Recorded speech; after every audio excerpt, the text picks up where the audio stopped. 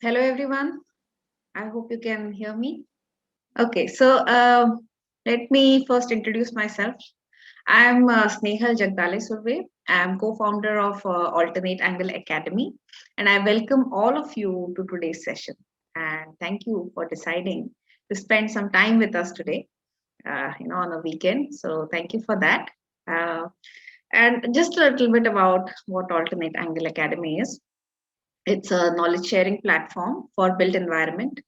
And our industry of built environment, as we know, is very dynamic. And we as professionals feel that we need to constantly upgrade as new dimensions keep adding up into our profession. So here at Academy, we try to make it easier for the professionals by introducing most required and need of the hour topics like what we are here today to discuss disaster management to our and we keep adding them to our list of courses, and we have the format where senior professionals working in the industry share their practical knowledge with the participants from various stages of their professional lives. So they can learn from this platform and implement this knowledge in their jobs or projects or whatever work they're doing, teaching, whatever they're doing. So, at the end of each course, our courses are about 6 weeks duration. And at the end of each course, we issue certificates to the participants, which is a certificate of completion as well as certificate of participation. So, those who have completed all the assignments and required coursework and attended all the courses gets a certificate of completion. And those for some reason could not submit assignments or could not attend all the lectures but have viewed the recordings get certificate of participation. And more or less we record every session and it is uploaded on our website, so even if you miss a session you don't miss on the knowledge. That's the aim of it. So today we are all here. That's all about academy and this platform. So at today's session we are totally focusing on one of the course that we are about to start. That is managing earthquake disaster through architecture and planning, which is conducted by our dear mentor Professor Amit Bose, and he's here with us. Bose sir, I would request you to please say hello to our participants. Thank you, sir. Hello everyone. Hello. Good So, afternoon. yeah, good afternoon to you, sir, and welcome to this session. And I would like to briefly introduce our mentor before we begin our session. And it is very difficult to introduce him in few sentences because he has a vast experience to his kitty, and it's very difficult always for me to introduce him in a short duration, but I'll still try to be as brief as possible. Okay. So Professor Amit Kumar Bose is director of DDF Consultants Private Limited. It's a leading multidisciplinary research and consultancy organization involved in very prestigious projects pan India and also abroad. So Professor Bose graduated from University of Roorkee, which is now known as IIT Roorkee, and he has 5 decades of professional career and has worked in diverse fields ranging from teaching, research, development planning, policy planning, and disaster management. And currently, his organization is engaged in the most ambitious project of India, which is funded by World Bank, that is Design of National Seismic Risk Mitigation Program. It is covering about 8 states in the Himalayan belt, and he is very actively involved in many steps and projects supported by Indian government currently for disaster management. For example, he's a key resource person to NDMA, that is National Disaster Management Authority, then also NDMA's Administrative Training Institutes, ATIs, of various states. And he's also instrumental in the implementation of NPEEE, that is Project for Earthquake Engineering Education. And another program is a national program for capacity building for architects and engineers for earthquake risk mitigation, which is also known as NPCBA ERM. It's quite long, but it's the abbreviation of that program. So Professor Bose is, beside all this thing, he also is a visiting professor to IITs and NITs, and he has been invited as speaker to address architects from all over the world on architects' role in earthquake disaster mitigation and management held in Istanbul, Turkey, by International Union of Architects. He has also presented papers in 12th, 13th, and 14th World Conference on Earthquake Engineering held at Vancouver, Canada, and Beijing. He's also involved in writing different guidelines for NDMA, which is National Disaster Management Authority. So, today we are very lucky to have him here with us and to share his course with us, and he's here to teach us. So he's a fantastic teacher. He's a fantastic mentor, great visionary planner, architect, and I'm sure we will benefit even from this small preview session. Will benefit, all of us will benefit from his chatting with him. And after a brief presentation with him, we'll open up our floor for question and answer. So keep your questions ready for him, and he's here with us today. So, Professor Bose, welcome to the platform. Glad to have you here, sir. And just to open a question, sir, you are on mute. Can you unmute, please? Yeah, thank you so much for this brief introduction. Let us start the discussion, I think, without wasting any further time. Yeah. All the participants who are welcome to this program, feel free to ask any question of whatever nature you have, whatever you are doing as a student, as a professional, or related to a profession. Feel free to ask any question, and we will try to answer you in the best possible way. Because this is an emerging field, emerging area, especially in context with the architecture and planning field, as far as disaster is concerned, especially in our country. So you are in for a pleasant journey, sometimes shocking, like the earthquake waves. So let us enjoy this session of 1 hour with Snehal. Thank you, Snehal. Please carry on. Thank you, sir. So I'm going to share a presentation with this, and we are going to continue with our session this way. So just give me a minute. Yeah. So I hope everybody can see my screen.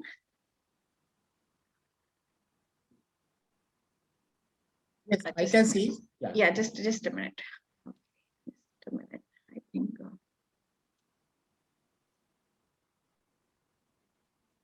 Yeah, I think this is a better one. Okay. Okay. So the name of the course is Managing Earthquake Disaster Through Architecture and Planning. So, sir, as an opening question, I want to ask you, how is the knowledge of disaster management important for architects and planners, since you have designed this course keeping architects and planners in mind? Any development to answer this question and be very limited, because that is the whole crux of the 6 days, 6 weeks program. But briefly, let me tell you, any development process, especially the built form, starts with architecture. And where do you site your project, or where do you locate your project, depends on the planners. That means any development planning, city planning, is done by planners. They may be architect planner, they may be engineering planner, they may be social planner, they may be economic planner. So they make a layout of the city, which is known as the master plan or the zonal plan or the development plan. And then architects site their building depending on the client's requirement on that area. So, and practically we are dealing with earth. The planning is done on earth, buildings are situated on earth. So anything related to earthquake, when earth quakes, when earth shakes, it affects our building.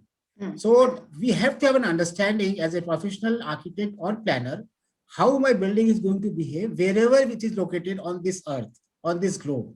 So that is the topic that we will be discussing for 6 weeks, as Snehal, you have already briefed in the beginning. Yeah. In brief, I would like to stop here because 6 days we will be talking about this only. Yeah. Yes. Yeah. So we are not, away from Mother Earth. We build on it. So any movement in that affects our buildings and our growth. So that's the whole point of this program.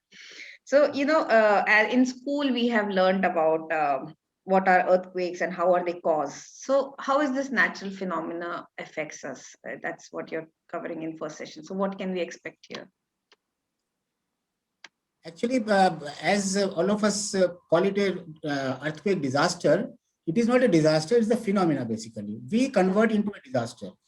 Okay. All the things that has been done on this globe, on this earth, which has disturbed the earth in one way or other, both positive and negative, it affects. And when it is affecting us, or it is creating some sort of tremor in our life, personal lives, or the social life, or the national life, we call it a disaster. Actually, earthquake is not a disaster per se. It is a phenomena. It has to be there, it will be there. And what are the causes of the earthquake? I will deal in my course. I will devote some 15-20 minutes. Why and which are the hot springs or the hot points or hot lines on the earth where the earthquakes take place. And India is situated on a very, very sensitive zone. So I will talk about that in my course. Now, effect of damages are many. First effect is human sometimes loses their life, human life is lost, and a lot of economic damage takes place. As the developmental process is going on all over the world, especially the subcontinent like Asian continent and the African continent, which is going to be a major developmental activity in next 2 to 3 decades. So we have to be very, very careful, because one earthquake may take the development back by 10 to 15 years. So all those things I will be talking in my presentation. Then the damages, as I told you, are of many nature. There are social and economic damages, and there are social physical damages. So, and what is the quantum of the damage? It is mind-boggling, in fact, because at times, as I told you, that the city or the state goes back by 15 to 20 years in the development process. For example, suppose today my GDP is of a particular state or the city is, let us say, X amount, it will be X minus 20% of X minimum. It takes place. So that is the quantum of damage we are talking about. And we can handle, as a profession of architecture planning, to obviate that damage or to reduce that damage to a great extent. So I will stop here as far as this slide is concerned. And as I told you, it will be the first lecture, I think, of understanding earthquake and as a phenomenon and how it affects the civilization per se. Yes, sir. Sir, your knowledge is based on many case studies that you have done in the past events. So I think your second session is based on some of your experiences. So Yes. what can we expect here? Yes, actually, as there is a saying, seeing is believing, and first-hand information or seeing how the building has collapsed. Sometimes, in fact, my interest developed in this subject as an architect when I was teaching at IIT Roorkee. At that time it was from Roorkee in 1991, exactly 3 decades back, when I was a teacher there, and Uttarkashi earthquake took place. And after that, I have practically covered all the earthquakes in the country. Tsunami, that has the cause was earthquake, the effect was tsunami, and the Indo-Nepal earthquake and the Chinese and Pakistan earthquake. So all these earthquakes we have visited, because as an architect, when I go there, I see it from a different perspective than an engineer or a social or a earth scientist or a geologist.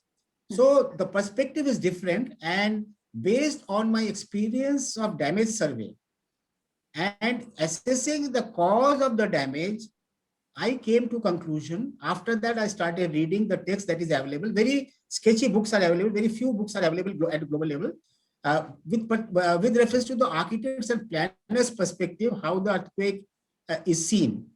Then I realized that we are sometimes at fault because of our ignorance in designing a particular shape, size, and loading pattern of the building. So that is how I have developed this. In fact, in one of the Vancouver conference, some international experts came, and then I had some slides there. And they said, this is exactly what we want to tell in the book, but we are not getting the right picture. This is the right picture.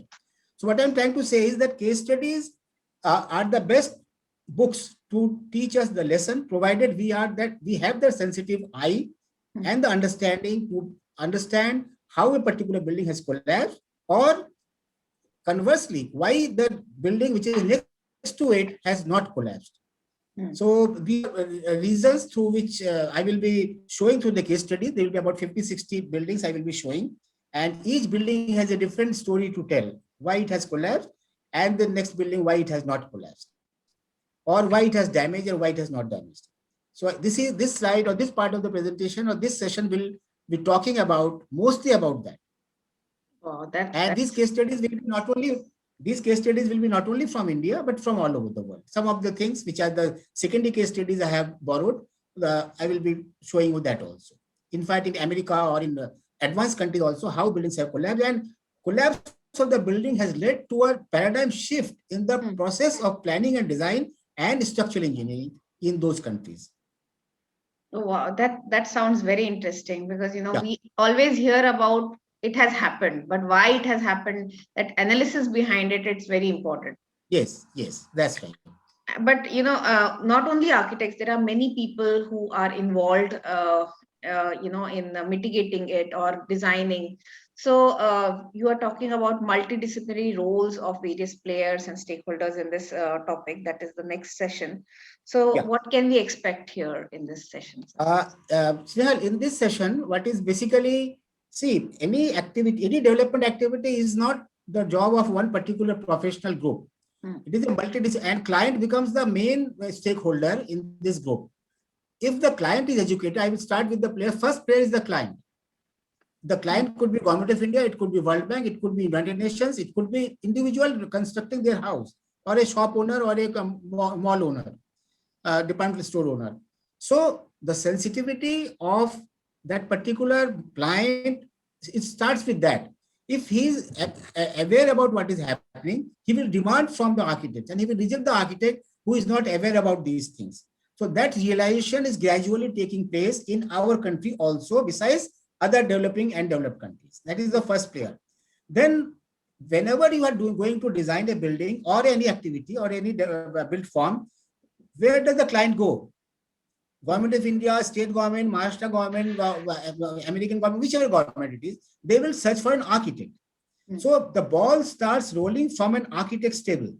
And then comes other players like the geological survey, geotechnical survey, then your structural engineer, then your service engineers. This is the design component part. Okay. Now, who approves your design? You can't do construct your design without getting approval from the statutory body. Now, there are different levels of statutory body. There are certain, for example, you have the airport authority to take the airline clearance and all those things. Plus, your local bylaws or local building authorities like the urban local bodies or rural local bodies or panchayat bodies. So they will approve your design. So this is another very critical player who he may be the architect or an engineer. So their role becomes different. Then you have the contractors. Now in contractor also, when you have designed the building, your support team, like all the service engineers, have given their input in the design. Design is finalized, approved by the statutory body and the client. Now what comes? The contractor. What is contractor? Contractor is again a civil engineer. So he is also employing the civil engineer. He also has an architect. Now, in all these three players, the statutory body also is by the architect and plan engineers. Architect office, of course, architects and engineers, and the contractor is also having architects and engineers. Now, same architect from Bombay University, let us say, or any of the IITs have undergone the same course. They're all architects competent to do their job. But are they really competent to do the job to the disaster management? No, they are not. So, same architect's role differs, same engineer's role differs from which role he's playing as a designer, as a statutory body authority, or a building contractor, and so on. So I will explain in detail that, in fact, 2 hours may be short for this. And I'm sure this will generate a lot of questions from the participants, because this is the crux of the whole syllabus, whole course of 6 days. Yeah. How the same architect, suppose I join a government organization and I am giving the task of approval of the designs. My role will be totally different when I'm designing it. And same with the contractor. So I will be talking about in all this, and all are important. But ultimately, to conclude this discussion at this moment, everything starts with architects and planners. Unfortunately or coincidentally, whatever way you put it, engineers' role comes subsequent to actual design. the way it is being practiced all over the world. Yes, sir. Now the things are changing gradually. I will talk about that also, and how engineers are being involved at the time of planning the building and the designing of the building at the initial stage, not the structural engineering stage. Okay.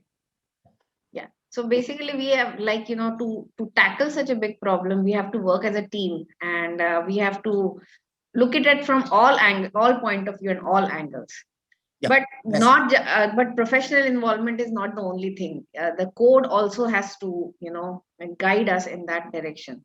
So we are going to talk about understanding of building codes and guidelines. So how is that understanding will help us, or what is happening I in will tell this you. area? This is, yeah. The next topic will be the understanding the genesis of the development of the building codes and guidelines. There are two keywords here: building codes and building guidelines.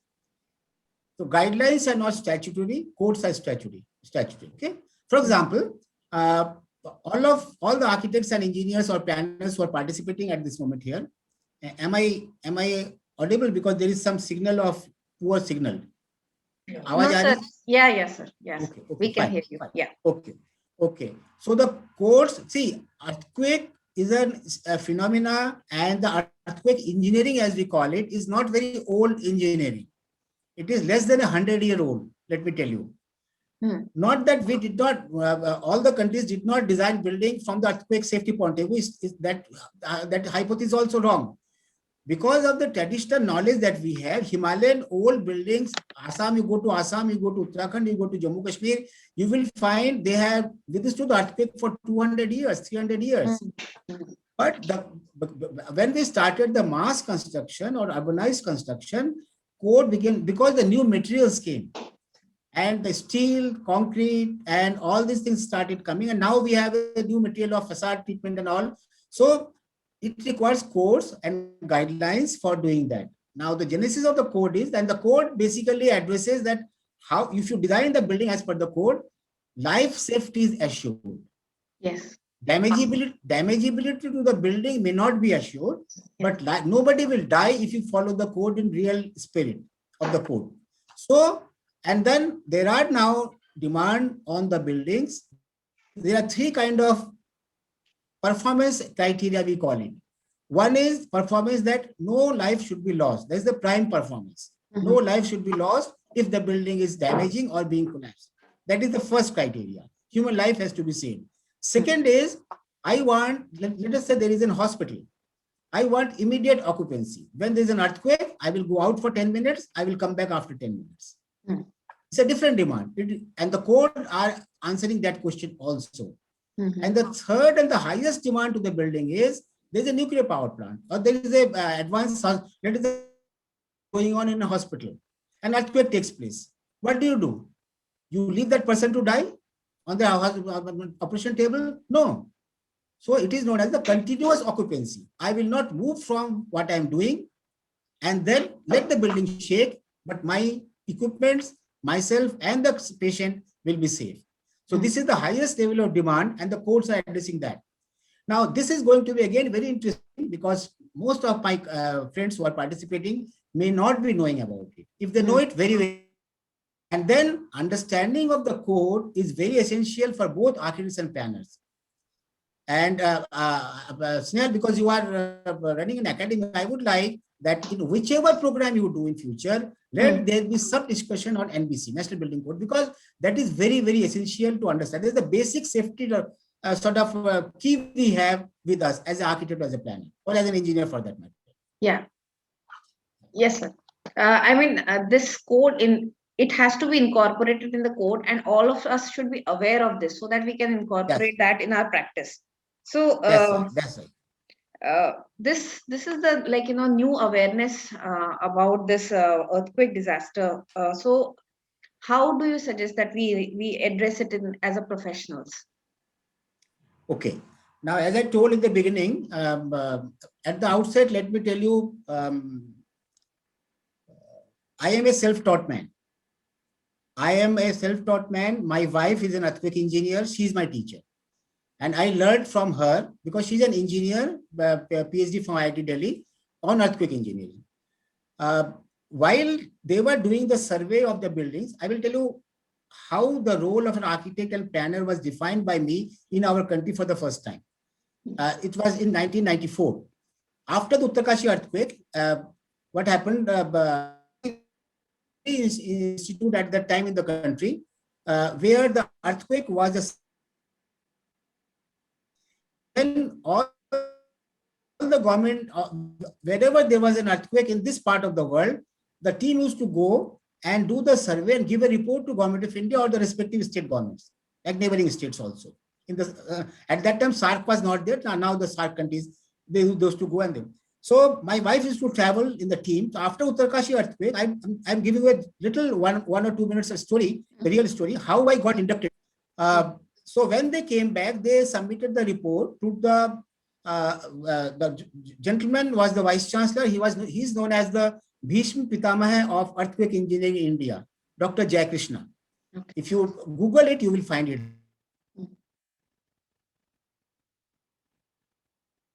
From Japan. I just happened to see it at home when Mrs. Bose was finalizing the report. I found that a lot of things could have been saved if architect was a little sensitive about this. And I started arguing with her, and she said, "Then aapko nahi pata hai, Then I ventured to seek an appointment with the vice chancellor. And being a teacher, he gave me time. So I said, "Sir," he knew me that I am husband of my wife, Pratima. So he said, "Sir, these are certain things which I think should, if it is done, it would have been a better and the report could have been a different way."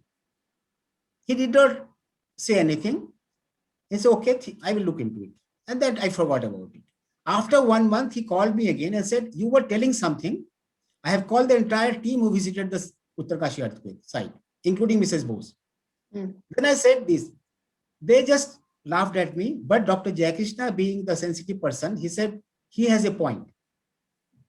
And that motivated me, and rest, as we call, is history. Our last 30 years, I have been promoting this, started discussing through my persuasion. 5 persons have done PhD in earthquake engineering from architecture fraternity and 2 planning fraternity.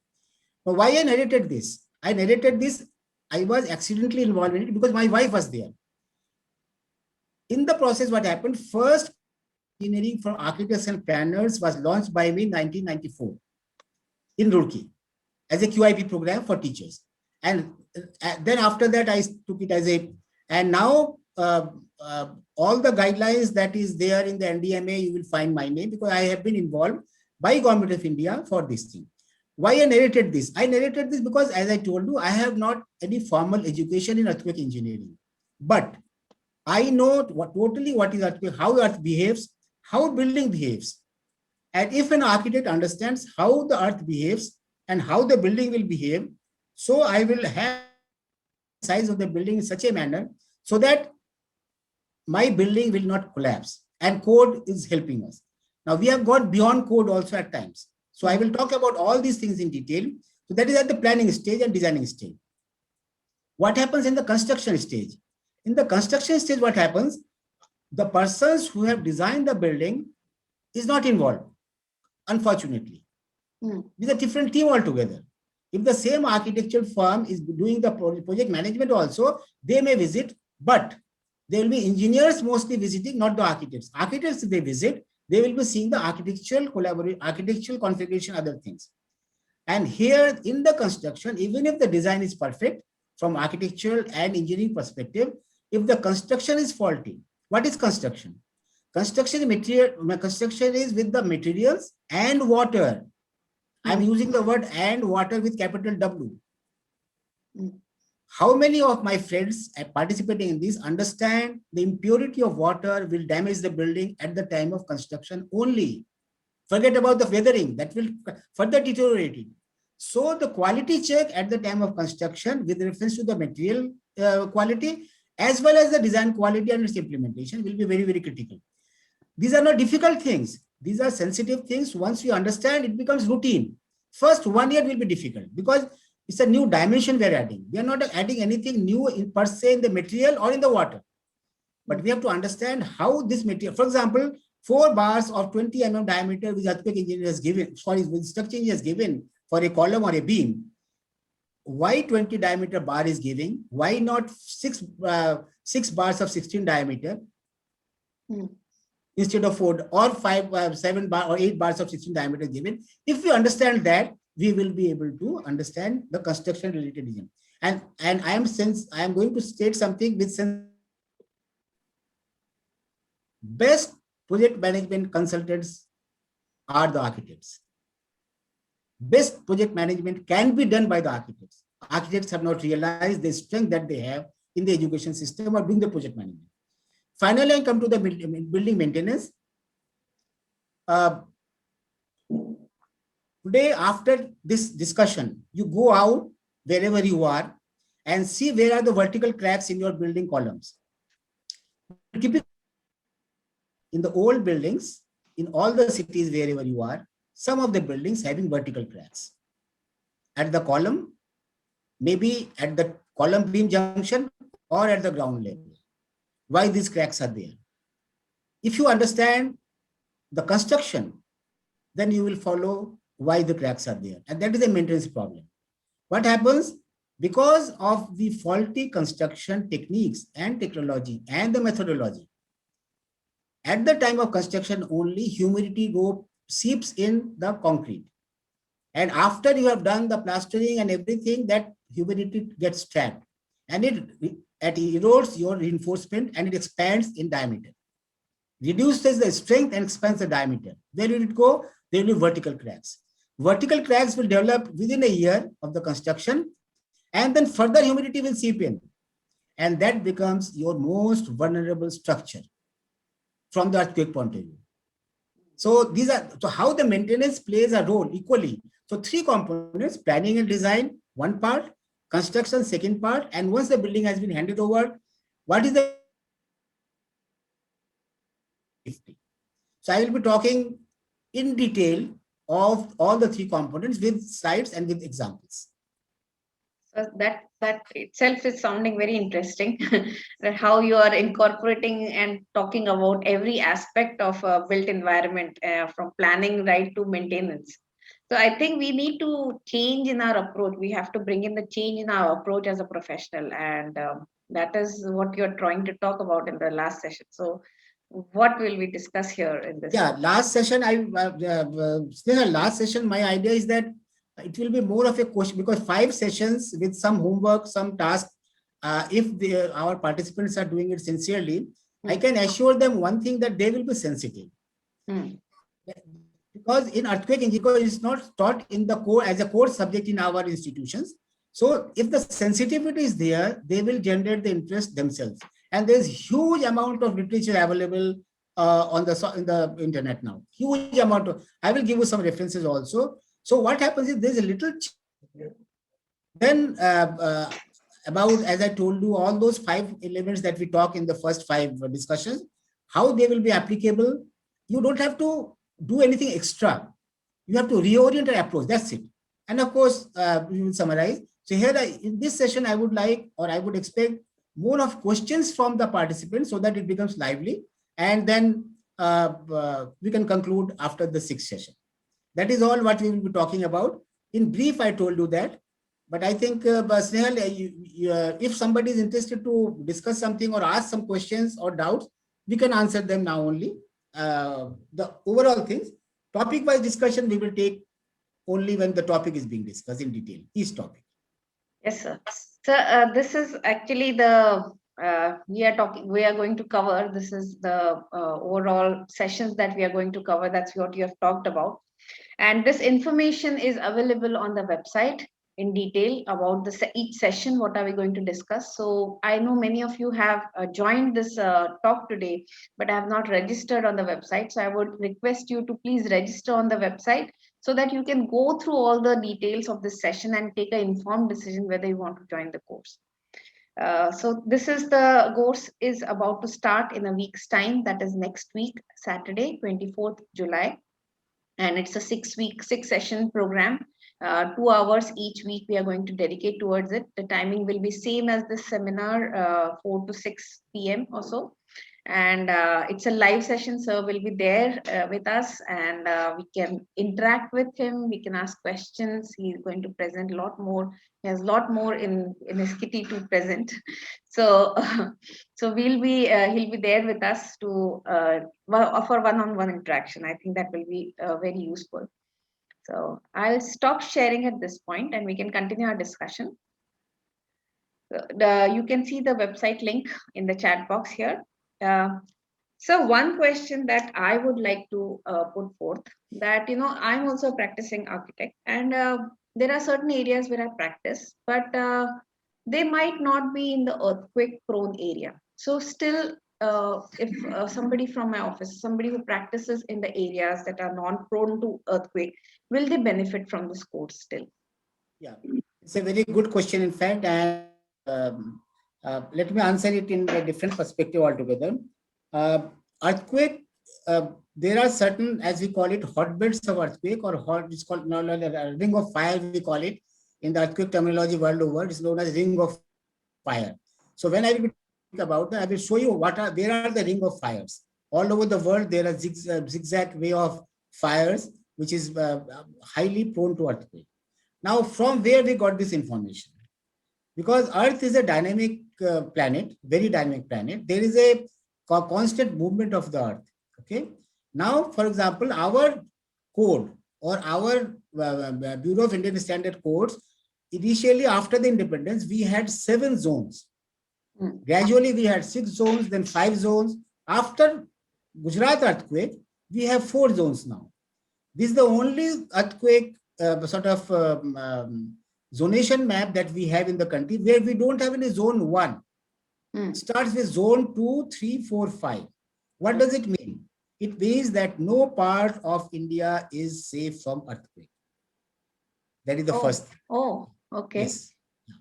So this is very important to understand. We had zone 1 to zone 5. Zone 5 is the most severe zone, and zone 1 was least severe. There was hardly any movement or hardly any damage could take place. But after the Gujarat earthquake, we realized that this was how this data came. It was a statistical information that we gathered over a period of hundreds of years. Now, because Earth is a dynamic process, Earth movement is a dynamic process. As you know, Earth is rotating. So we will talk about that a little bit, not going into detail of geology, but from the architect's perspective, what is important, we will talk about that. For example, the Koyna Dam.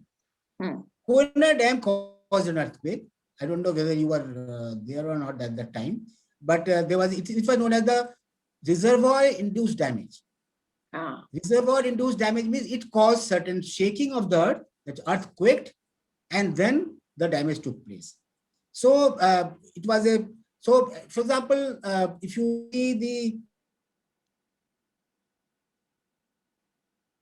tsunami, we realize that, and tsunami was before the earthquake, before the super cyclone, after the super cyclone. So 2 consecutive major sea-related damage took place. One was the wind, another was the earthquake, the cause of that. Now, both damaged the coastal area of the eastern coast and part of the western coast. So it necessitated that we have a multi-hazard approach to address this hazard, whether it's a tsunami hazard or so.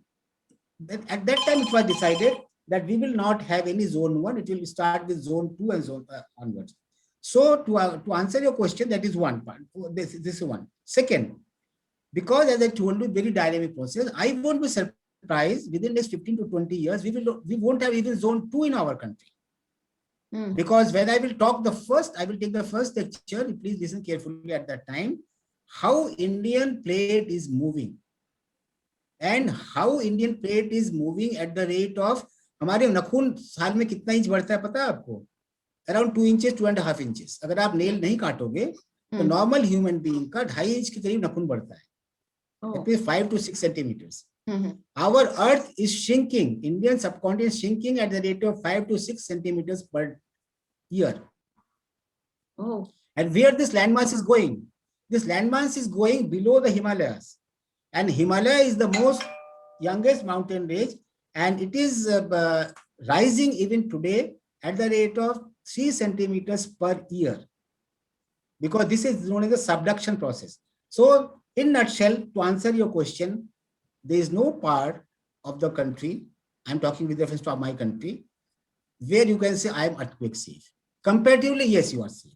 Zone 2 is comparatively safe, but you can't say I'm completely. Yes, now having said that, understanding of this is very critical, because what happened, I will tell you, when in 2002, the zones were changed from 1 to 2, all the buildings which were designed as per the zone 1 had to go under retrofitting, because now we have to address the zone 2, because code requirement of zone 1 and zone 2 are different. So all the architects and engineers had to understand the difference between zone 2 and zone 1, and so on. So tomorrow, suppose Bombay, Mumbai, or any part of the country comes in zone 3, then you have to have an understanding of what is the difference between zone 2, what the building demands from us, and how the zone 3 building will demand from us. Same architect, same material, everything same. Maybe we might have to change the configuration of the building, or it's not necessarily increasing the cost, increasing the sensitivity and using the appropriate shape of the building and size of the building, so that it addresses those issues. And code addresses those issues very clearly. Well, I mean, that means we are all have to learn about it. That is the bottom line. That is the bottom line. Yeah. Any questions from the participants? Actually, we are open for questions. You can unmute yourself and ask questions here. Okay, so like there are in our participants, there might be a mix of professionals and students. So this course, is it only designed for professionals, or will it benefit students as well? Is it going to be very advanced, or no, I will not. Let me tell you the whole thing in right perspective. When I was doing the program for the Ministry of, at that time it was known as Ministry of Education, now it is known as Ministry of Human Resource Development. It is a package of 22 lectures. This was known as the NPEEE, National Project for Earthquake Engineering Education, for architects and for engineers. So this is a package of 22 lectures, which covers the whole gamut of, then when it came to the NCP BRM, which you mentioned, after the Gujarat earthquake, sorry, after the China-Pakistan earthquake, sometime in the 2007, after 7, 8, and 9, it was Home Ministry launched this course, and how that course was elaborate. So in nutshell, it requires around 30 lectures to understand the whole gamut of earthquake engineering, from earth behavior to the last detail of maintenance. Okay, so that is one part. This course, because it's an introductory course, it will not be very advanced. It will be very, very basic. The idea is to sensitize the participants about importance of this subject, and once they are sensitized, they will demand themselves to know more. That is the crux. That is the crux. In fact, they will demand from the, if they are students, they will demand from the professors, sir, hame ye subject bhi padhaiye.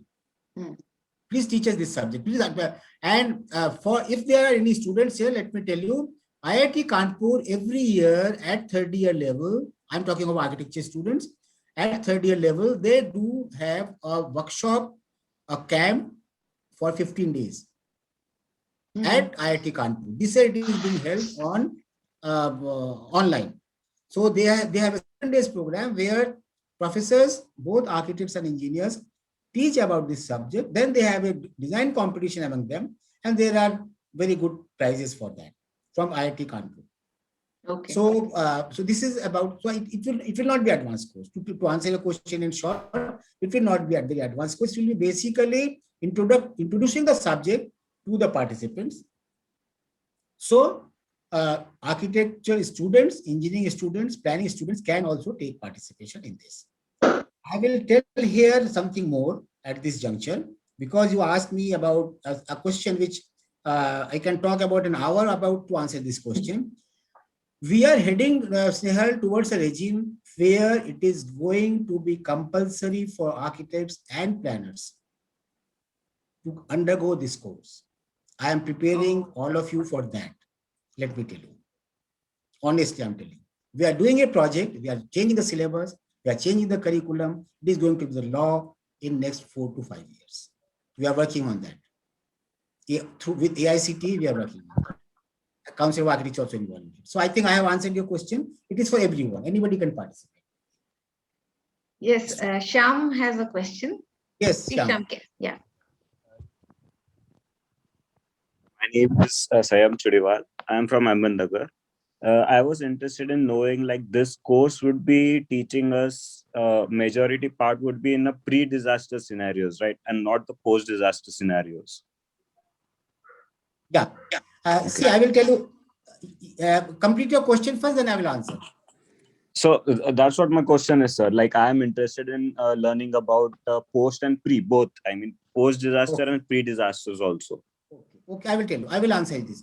See, this one, what happens is, post is because the pre was not done properly. That is why the post-disaster situation arises, especially with reference to the built form. Okay. Now, if the pre-disaster or at the time of preparation of the building, we had followed certain basic guidelines, basic understanding was there, then the things would have been different in the post-disaster situation. In this course, we'll be talking primarily about the pre-disaster because post-disaster requires a different kind of treatment, which is little different than the pre-disaster situation. Pre-disaster is a kind of a greenfield project, and post-disaster is kind of a greyfield or brownfield project. Having said that, even the pre-disaster level, you can do the retrofitting so that the disaster does not take place. Now, retrofitting means of the building. See, retrofitting are of many kind. I will not talk about the retrofitting in the main course, but that itself is a 3-4 lecture series. So, to answer Shyam's question, retrofitting is a technique where you strengthen the building with reference to the demand of the day. Now, see, building has a deterioration. Building has a lifetime. Material gets deteriorated. So there are 3 or 4 kind of retrofitting. One is after 20 years or 30 years, you realize that my building has not been maintained properly, but I cannot demolish it. So let me retrofit it. That means we have the techniques to restore the original strength to the building, which it was about 20 years back. That is the first basic retrofitting. That is not a seismic retrofitting. This is a basic retrofitting. It's not earthquake retrofitting. Second is, we are more knowledgeable now. My code has changed. My everything is here. If this building is designed today, we will be following this code. So this will be the demand to the building. So I retrofit my building to address the present structural or the codal demand of the building. So that is second. So why I'm telling all these things? These are all pre-disaster situation. As far as the post-disaster situation is concerned, the role of architects and planners becomes little subdued in the sense that, see, there are 3 cycles or 3 stages of disaster. First is, I'm just talking the post-disaster, sorry. There are 3 R's basically. First is, first 10 days, it is relief and rescue. The trapped bodies have to be retracted first. Those, the life, because your life, these are known as the golden hour.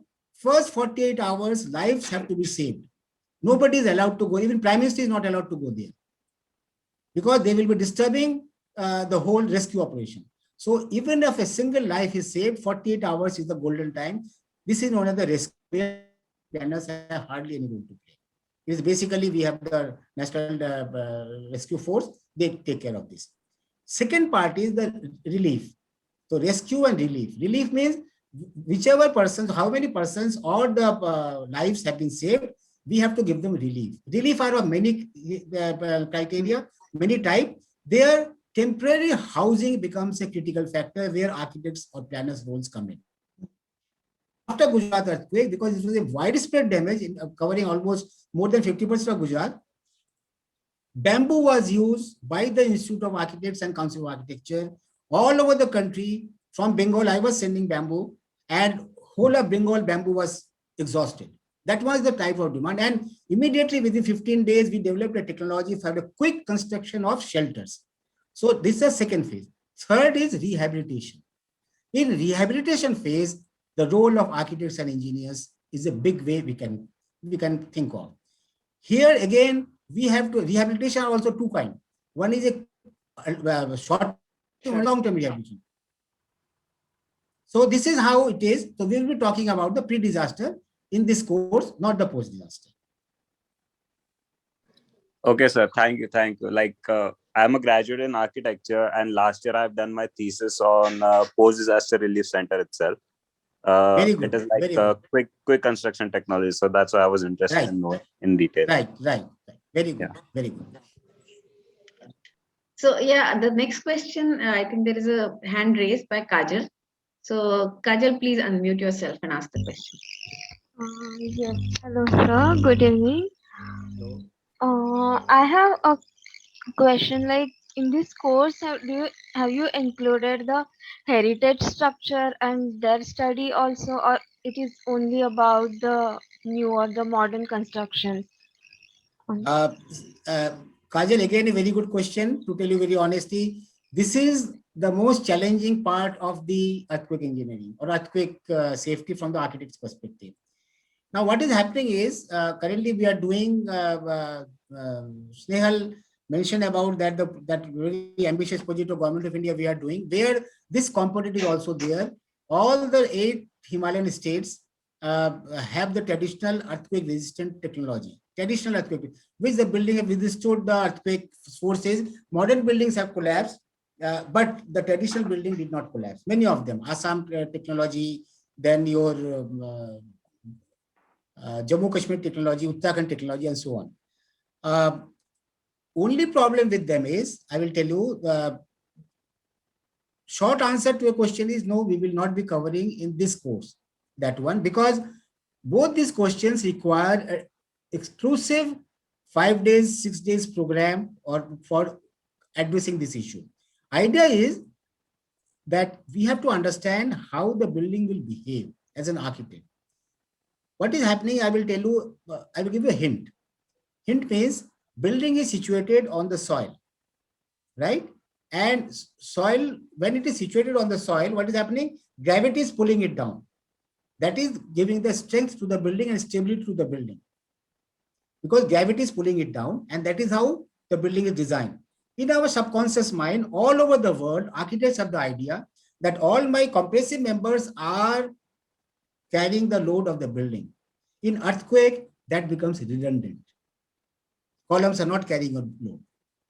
So how that behaves, if you understand that, and then you go and see your traditional architecture or the heritage architecture, you will appreciate why it has not fallen and why the next building which was constructed 5 years back has fallen, which was constructed 150 years back has not fallen, though that way there will be a lot of damage already. So to answer your question, no, we will not be covering this topic here in this syllabus because it will be too unwieldy otherwise. This topic is practically to motivate person like you to come into this area and do, respect. For example, the gentleman before you asked about the post construction, his interest is in the post damage here. Your interest is in the heritage type of thing, right? So if you understand that, then of course heritage will come. But heritage, as I told you, is a separate topic by itself. I just told you about there were about 30 lectures to cover this. The heritage will come there if Snehal sometimes is distributing diplomas or degrees, and then we will have those 30. But yes, in the institutions, I don't know, Kajal, you are a student or you are a practicing architect, I don't know.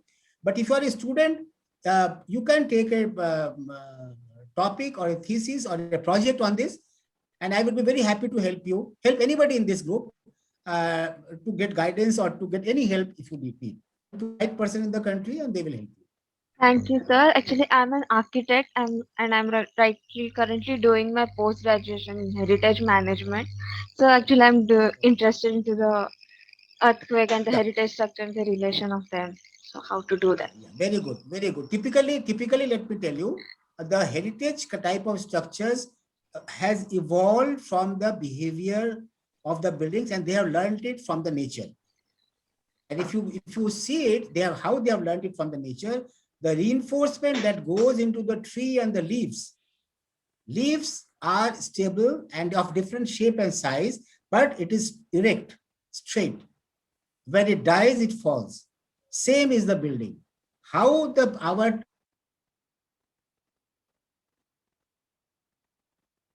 birds and how they have introduced the concept of reinforcement in the building in the rudimentary manner in the traditional buildings. That is the crux of the thing. as I told you, it's a different science altogether. And the traditional architecture or the heritage architecture of Northeast India is different from Northwest India. And so it is different from Gujarat. I'm talking about the. So if you go to Bhuj area, you will find a different traditional architecture. If you go to Northeast, you will find a different, and so on.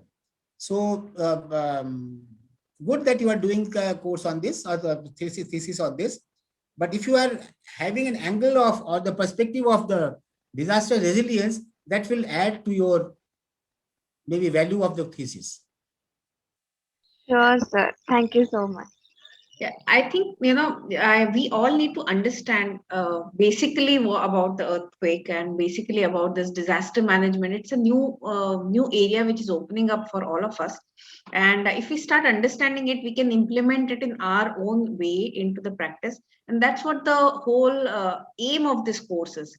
Basically understand basis of this earthquake disaster or disaster management in general. We have started with earthquake, and we plan to expand it further through different courses to other disasters also. And as sir said, we might go even further for advanced courses as well.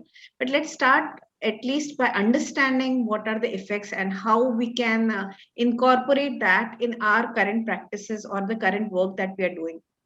And if we have a basic understanding, I think we can all start implementing this understanding into the project. And this is the entire aim of this course. It is to sensitize everybody and move ahead, start thinking in this direction.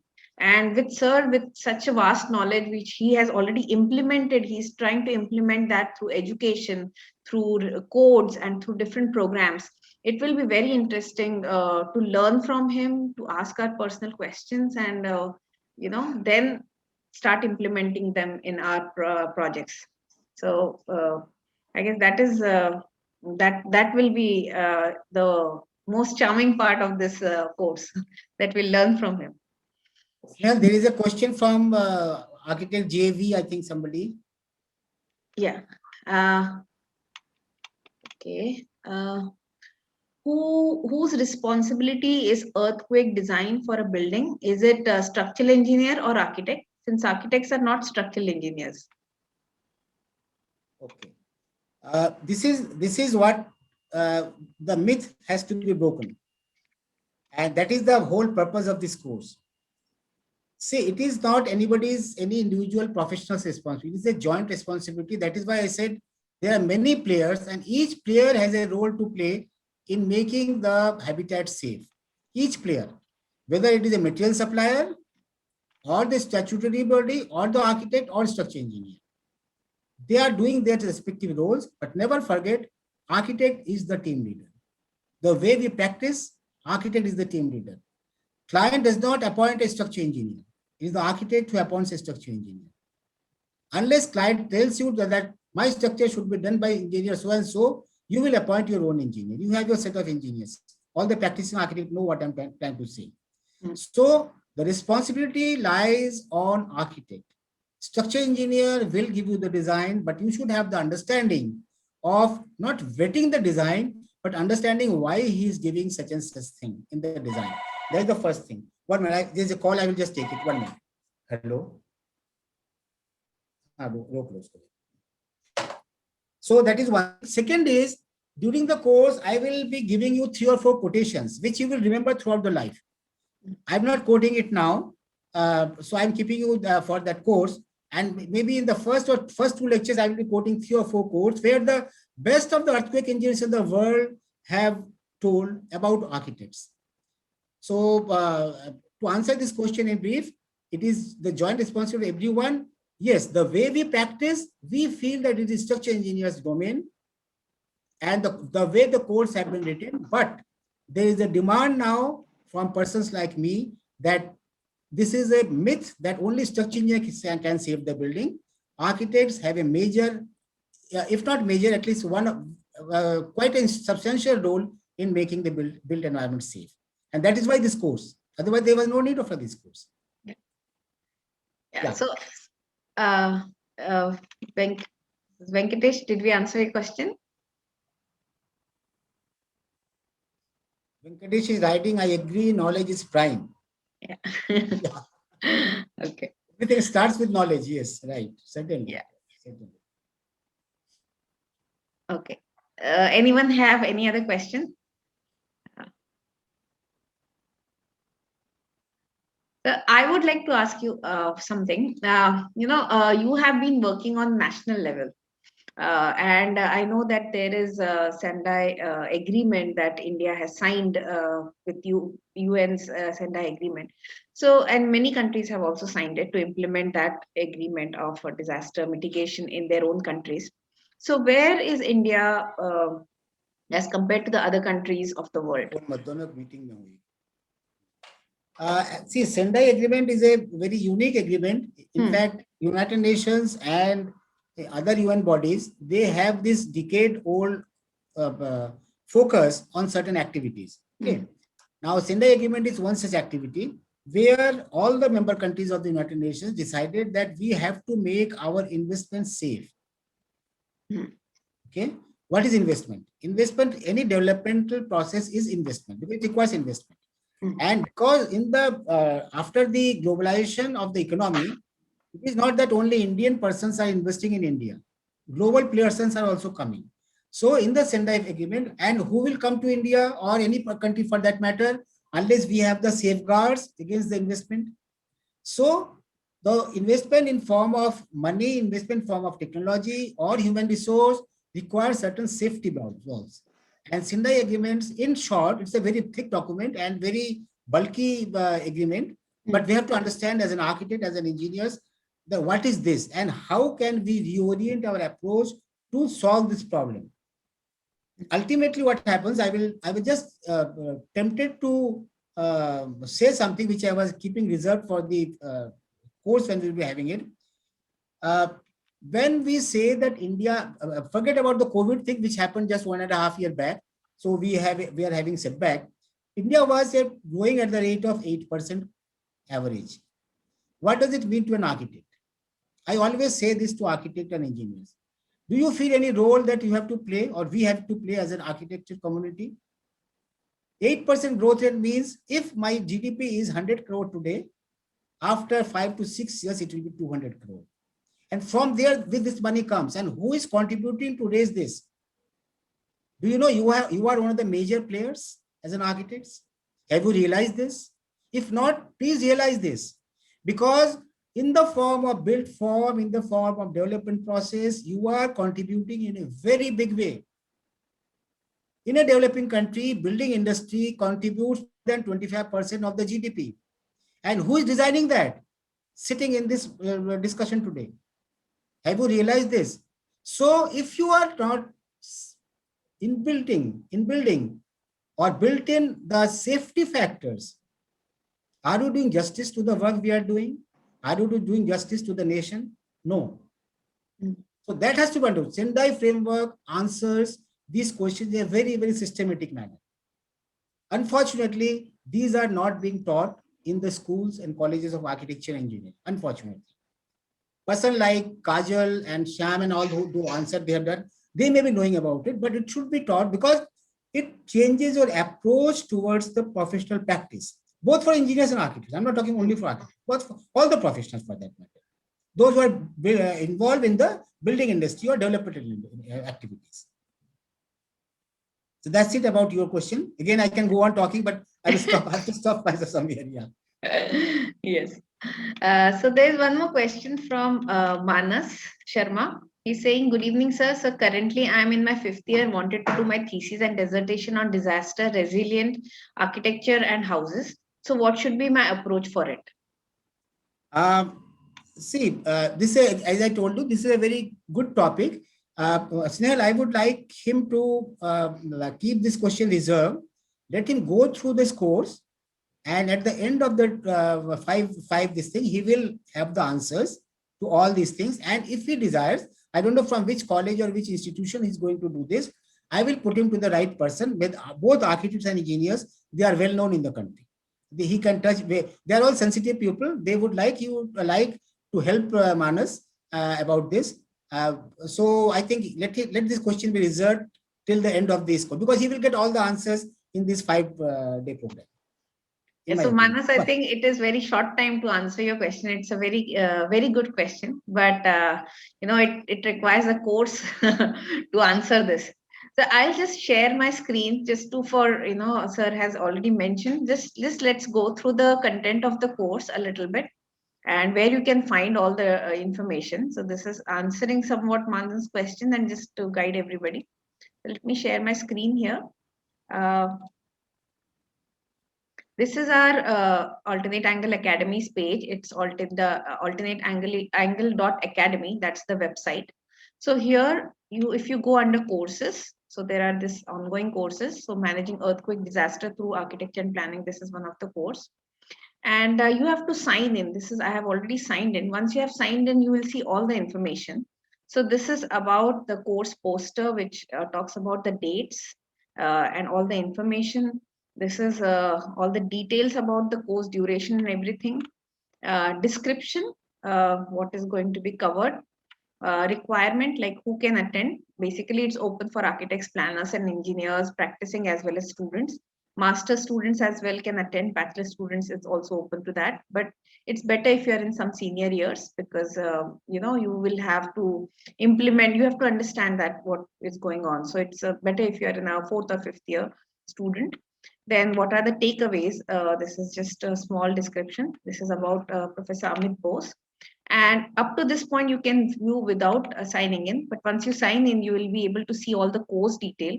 And there are all 6 sessions. And if you click on each one expands and explains about each course, session, what we are going to teach. So I would request all of you to read through this and see if you relate with it. And I'm sure you'll be able to learn, understand a lot about what's going to be covered in this course and take an informed decision.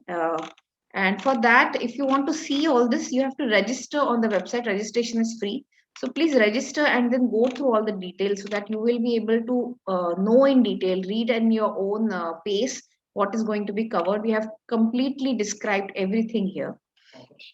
And there are also, if you see here, there are some offers, there are some special offers for students. Multi-course, if you take more than one course, then group booking, if you book as a group of 5 to 10 people or 11 or more.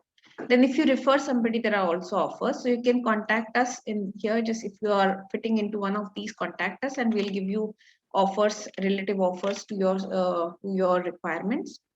And this is all about our website. So please go here, courses, and just learn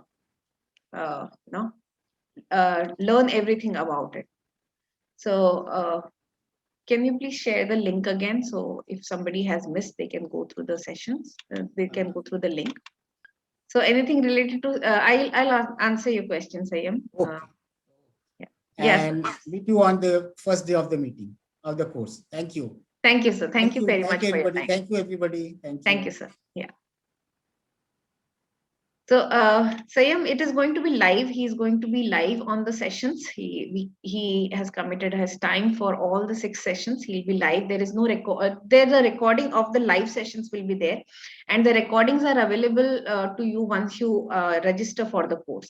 So you can view the recordings also at your own pace to understand certain things that are discussed. You want to grasp it, you want to go over it, so you can review those recordings. And those are live even after the course is over. We keep the recordings for you to review and so that you can implement that knowledge into your practice. So the recordings are available to you for 3 months once the course starts. Okay, so all of them, it's going to be live sessions. And if you miss the class, you can view the recording. So all the live sessions are being recorded. Okay. Is there anything else that you would like to know?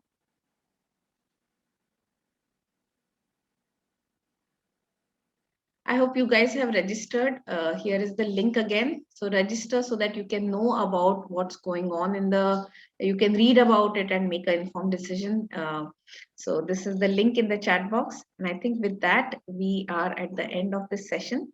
Thank you all for attending and hope to see you all in the course. Thank you very much.